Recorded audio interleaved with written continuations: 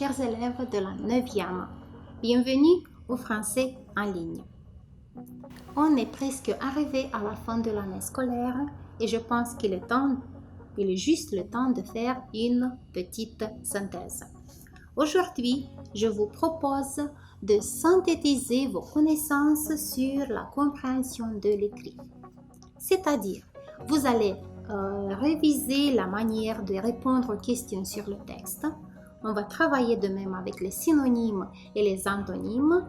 Et finalement, on va réviser comment on justifie une affirmation du texte. Alors, le texte qu'on doit utiliser aujourd'hui, c'est « Une touriste attaque la Joconde ». On va le lire attentivement. Faites attention à l'information que vous avez ici, car vous devez comprendre le contenu du texte. Vous devez faire attention aux actions et aux événements qui se déroulent dans ce texte-ci pour pouvoir ensuite travailler avec le contenu. Alors, commençons la lecture. Une touriste lance une tasse sur la Joconde au musée du Louvre et déclenche ainsi l'alarme. Le tableau se trouve dans une sorte de grande boîte avec une vitre très épaisse. Un groupe d'environ 40 touristes anglais se trouvait autour de la plus célèbre peinture du monde et écoutaient avec grande attention les explications du guide. Ils ont été très surpris quand tout à coup une personne qui se trouvait derrière eux a lancé une tasse vide sur la peinture. La personne qui a fait ça était une touriste qui venait d'acheter cette tasse dans la boutique du musée quelques minutes avant l'incident. Heureusement, la tasse n'a pas pu toucher la peinture car celle-ci est bien protégée. En effet, le célèbre tableau de Léonard de Vinci se trouve dans une sorte de grande boîte avec une vitre très épaisse pour le protéger des chocs, de la chaleur et de l'humidité. Quelques minutes après l'incident, la femme a été arrêtée par des policiers et conduite au commissariat de police de Paris. Dans les jours qui viennent, elle va être examinée par un psychiatre. Les médecins pensent en effet que la femme souffre d'une maladie de la tête très rare qui pousse des gens, à première vue en bonne santé, à attaquer sans raison claire des œuvres d'art. Nous voilà à la fin de la lecture. Je pense que vous n'avez pas de mots inconnus. C'est pourquoi je vous propose de répondre à quelques questions sur le texte. Donc, premièrement, si vous avez été attentif, dites-moi où cet incident a-t-il lieu? Pensez un peu et formulez les réponses. Où cet incident a-t-il lieu? L'incident a lieu à Paris, au musée du Louvre. Si vous avez donné cette réponse-ci, alors vous avez été très attentif lors de la lecture du texte. La question numéro 2. Combien y avait-il de touristes devant la Joconde au moment de l'incident? Rappelez-vous le contenu du texte. Combien y avait-il de touristes? Et la variante correcte, c'est au moment de l'incident, il y avait presque 40 touristes. La question numéro 3. Qui a déclenché l'alarme? Et vous avez quelques réponses possibles, quelques variantes. Qui a déclenché l'alarme? Bien sûr, l'alarme a été déclenchée par la femme. On continue. Comment cela se fait-il que la tasse n'a pas touché le tableau? Comment pensez-vous? Qui se souvient le contenu du texte? Pourquoi la tasse n'a pas touché le tableau? Si vous avez formulé la réponse, alors vérifiez-la. La tasse n'a pas touché le tableau parce qu'il est bien protégé par une boîte vitrée. On passe à la question suivante. Pourquoi la Joconde se trouve-t-elle dans une sorte de grande boîte? Qui se rappelle le contenu du texte? Pourquoi est-ce que ce tableau-ci se trouve dans une sorte de grande boîte? Et la réponse correcte, c'est la Joconde se trouve dans une sorte de boîte pour la protéger de la chaleur et de l'humidité. La question suivante, vous avez aussi des variantes de réponse. Que s'est-il passé avec la touriste après l'incident? Rappelez-vous le contenu du texte et faites le choix correct. Elle a été arrêtée, souvenez-vous, elle a été arrêtée par la police. La question suivante.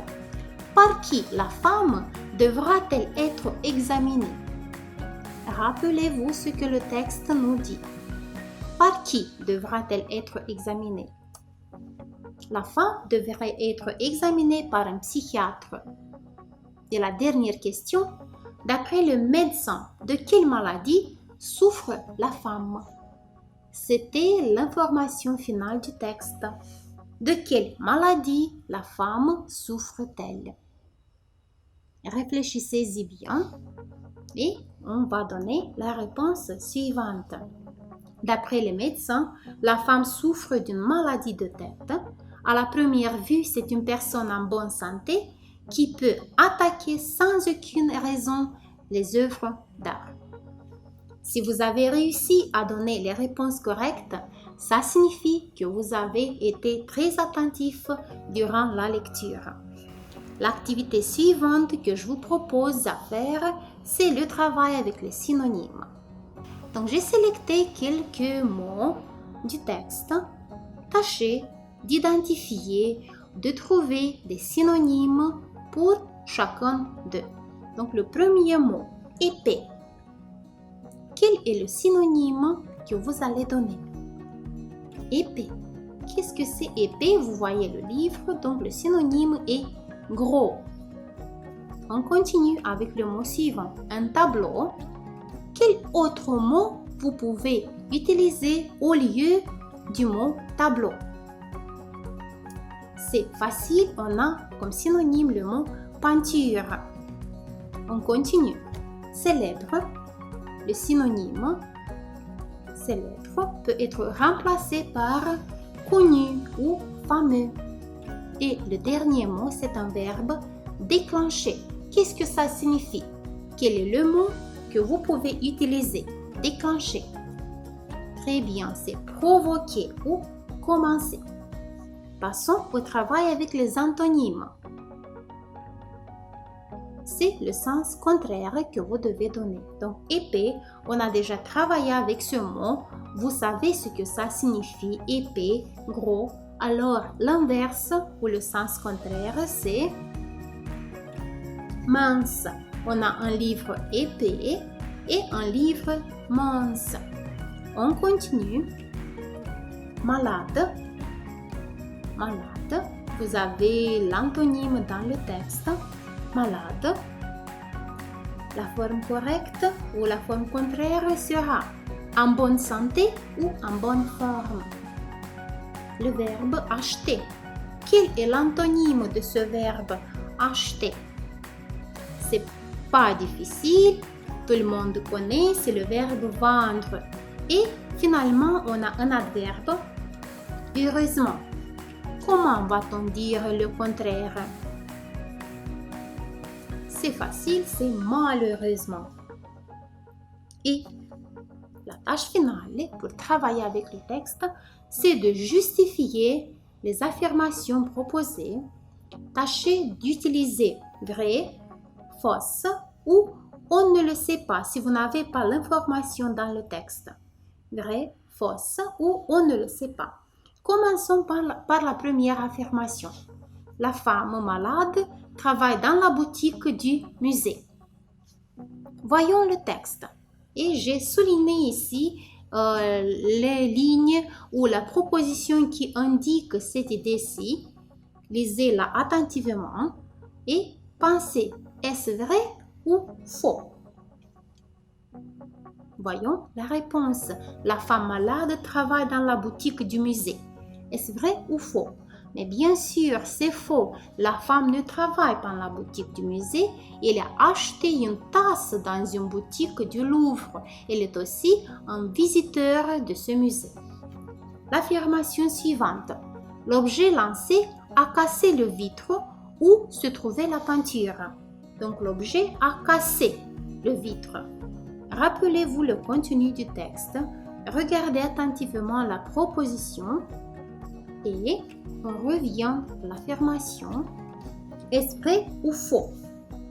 Et bien sûr, c'est faux. L'objet lancé n'a pas cassé le vitre de la boîte parce que la vitre est épaisse. Qu'est-ce que c'est épais? Vous connaissez déjà. On continue avec des autres affirmations. Les touristes anglais faisaient le tour du monde. Vrai, faux ou on ne le sait pas. Voyons ce que le texte nous dit. Regardez attentivement la proposition, analysez-la et formulez une réponse correcte. Alors, les touristes faisaient le tour du monde. Vrai, faux ou on ne le sait pas.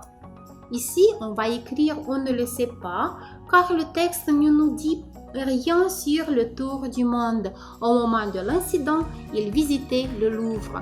Peut-être que le touriste faisait le tour du monde ou peut-être qu'il ne le faisait pas. Et la dernière affirmation que vous devez justifier, la Joconde est préservée soigneusement. Voyons ce que le texte nous dit. Lisez attentivement la proposition. Est-ce que la Joconde est soigneusement préservée? La variante correcte serait vrai. La Joconde est préservée dans une boîte en verre pour la garder loin de la chaleur et de l'humidité. Nous voilà arrivés à la fin de notre leçon. Pour conclure, je vais que vous réfléchissiez sur l'importance des œuvres d'art et sur l'importance de les préserver, de les protéger bien et de répondre de manière individuelle dans vos cahiers comme tâche individuelle à la question suivante. Aujourd'hui, de plus en plus d'œuvres d'art doivent être protégées. Pourquoi? Vous avez eu un bon exemple dans le texte, mais je suis sûre que vous allez trouver de l'autre information, mais peut-être vous connaissez déjà d'autres cas quand les œuvres d'art ont été bien protégées par des voleurs, par des gens avec des intentions mauvaises. Donc vous allez bien réfléchir à cette question et vous allez formuler la réponse dans vos cahiers. Merci pour votre présence en ligne. Bonne journée à tous.